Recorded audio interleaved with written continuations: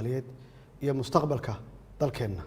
Marxaladan xasaasiga ah aan uga gudubno midnimo, wada tashi iyo wax wada qabsi. Walaalayaal, dagaalka uu dalkeenna kula jiro argagixisada waxaa udub dhaxaad u ah dhismaha ciidamada qalabka sida ee Soomaaliyeed oo u taagan halganka ka dhanka ah kooxaha argagixisada ah ama arxan-laawayaasha ah ee caadaystay daadinta dhiigga shacabka Soomaaliyeed iyo burburinta hantidooda.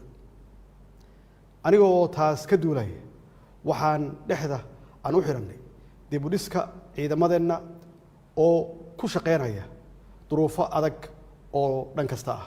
Waxaan xoogga saarnay inaan diyaarinno hannaanka dhismaha ciidamada qalabka sida, tayeenta tababarkooda iyo casriyeenta nidaamka maaliyadeed ee ilaalinta ama lagu ilaaliyo xuquuqdooda. Dadaaladaas iyo qorshayaashaas aan hirgelinay waxay horseedeen in maanta ciidamadeenna geesiyaasha ah ay awood u leeyihiin hanashada amniga dalka, uuna gabagaba marayo qorshihii ay kagala wareegi lahaayeen amniga dalka ciidamada AMISOM oo u huray naftooda garab istaagga dowladnimada Soomaaliyeed. Shacabka Soomaaliyeed ee sharafta leh, siyaasaddeena arrimaha dibadda waxaan ku dhisnay wax wada qabsi, is-ixtiraam dalalka caalamka ah iyo ilaalinta sharafka iyo madax-bannaanida dalkeenna.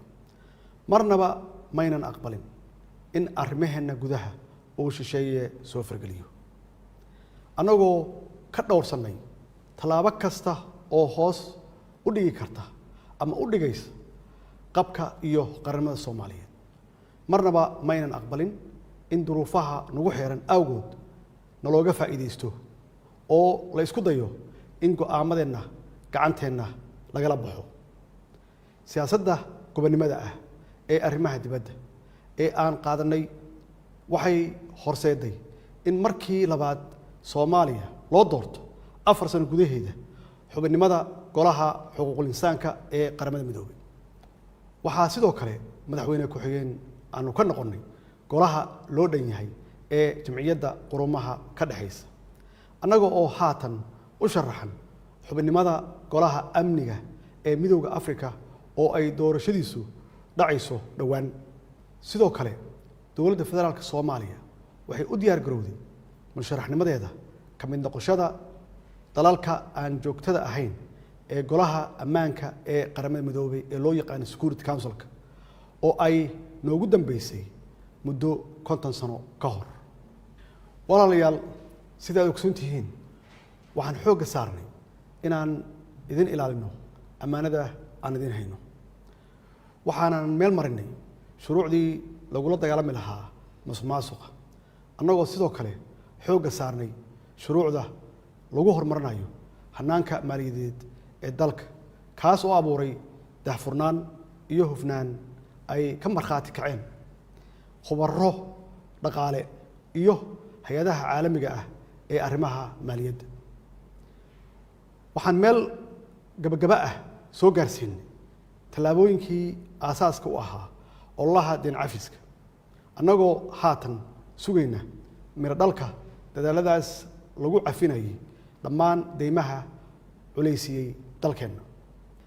Taasi waxay u baahan tahay inaan sii ambaqaadno qorshayaasha hawshaas lagu sii dardargelinayo iyo inaan xoojinno dadaalada lagu adkeenayo dimuqraadiyeenta dalka oo ay ugu horeyso ku dhaqanka dowlad wanaag iyo hirgelinta doorashooyinka.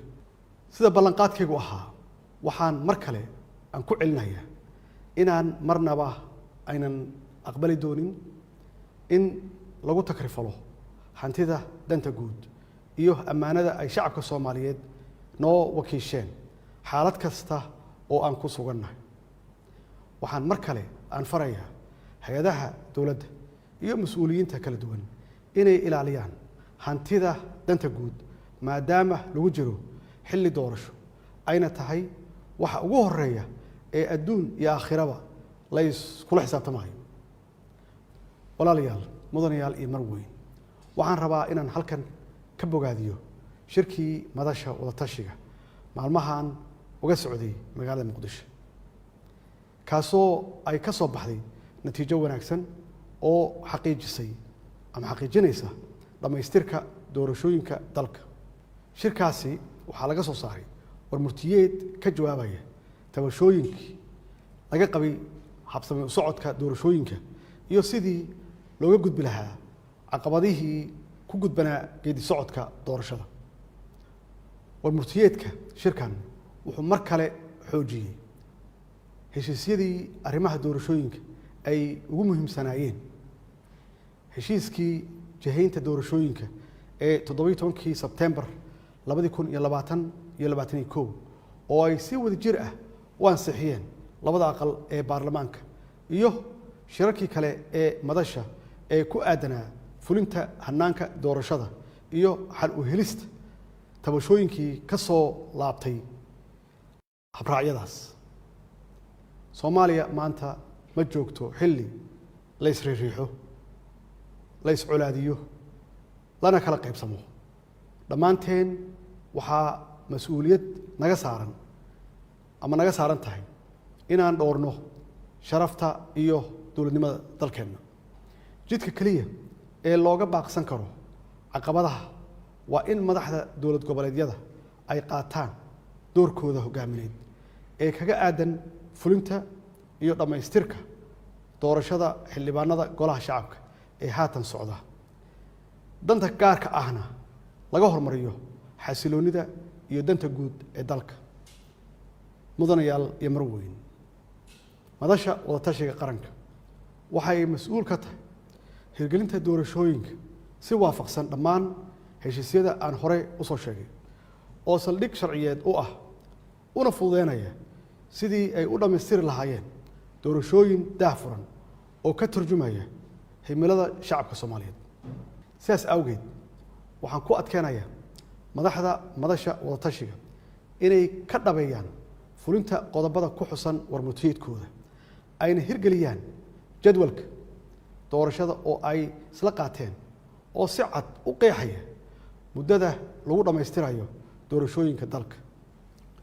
mudanayaal iyo marweyn, shacabka Soomaaliyeed ma xamili karaan isqabqabsi siyaasadeed iyo cagajiid lagu sameeyo hanaanka doorashada. waxaan alla ka baryaynaa inuu doorashadan noogu dhammeeyo jawi nabdoon, naguna hago dhabaha horumarka iyo baraaraha. wabilaahi tawfiiq. wasalaamu calaykum waraxmatullahi